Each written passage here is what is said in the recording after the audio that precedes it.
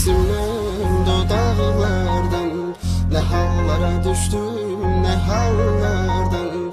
Yorulmuşam axı olanlardan, öpür nəfəsindən uzaqlardan. Yayılıb aləmə fəryadım harayım, bir ümidim olsun hər zaman arayım. Oxşayım telini saçını darayım, öpüm şirin şirin yanaqlardan. Nə bilsin ağlamaq çarəmi, həllimi, öləcəm qalacam bu səncə bəllimi.